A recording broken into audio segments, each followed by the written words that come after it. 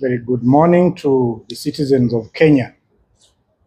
This is a communique by a network of workers in public education institutions around Africa. We, the representatives of the Africa and Arab countries education sector workers network, affiliates of Public Service International, met in Nairobi, Kenya from 25th to 26th September, and note with grave concern the ongoing crisis in the higher education institution in Kenya and other countries in Africa, and particularly the continued violation of trade union rights and the failure to implement collective bargaining agreements. We express our deep solidarity with our affiliate, the Kenya University Staff Union, whose members are currently on strike following the government's and University Council's refusal to honor CBAs negotiated as far back as 2017.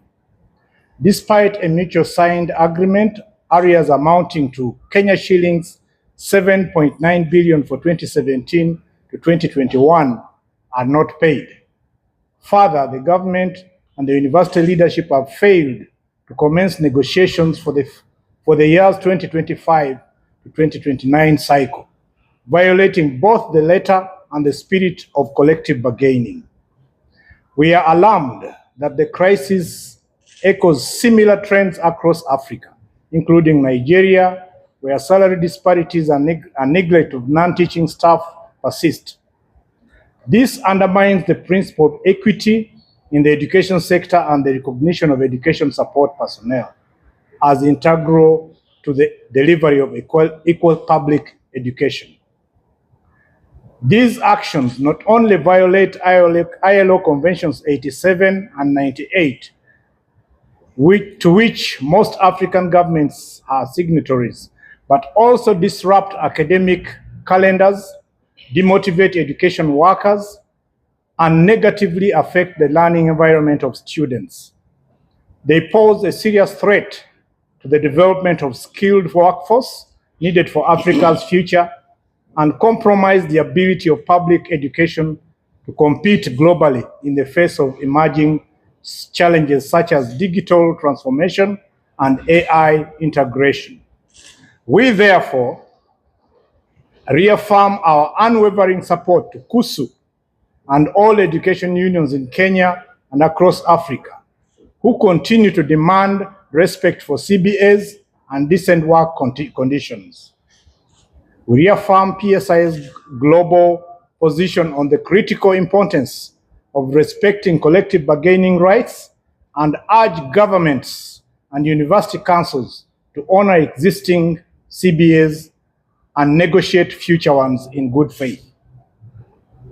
We call upon African governments to allocate adequate financial resources to education sector in line with international commitments such as the Global Partnership for Education and Sustainable Development Goals 4 to ensure stable, equitable, and quality public education.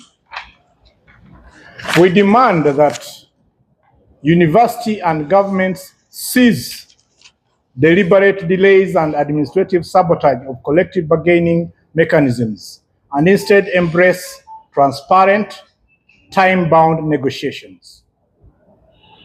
Highlight the negative impact these delays have on students and the broader community, who bear the consequences of disrupted learning and demoralized workforce.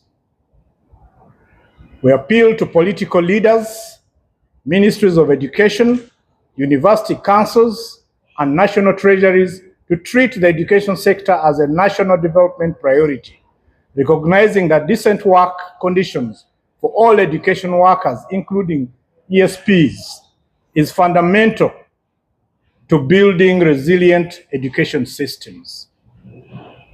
We commit ourselves as PSI affiliates under the Education Support and Cultural Workers Network to intensify advocacy, mobilization, and international solidarity campaigns to expose and resist all violations of trade union rights in the education sector. In conclusion, this communique serves as both a statement of solidarity and a call to action.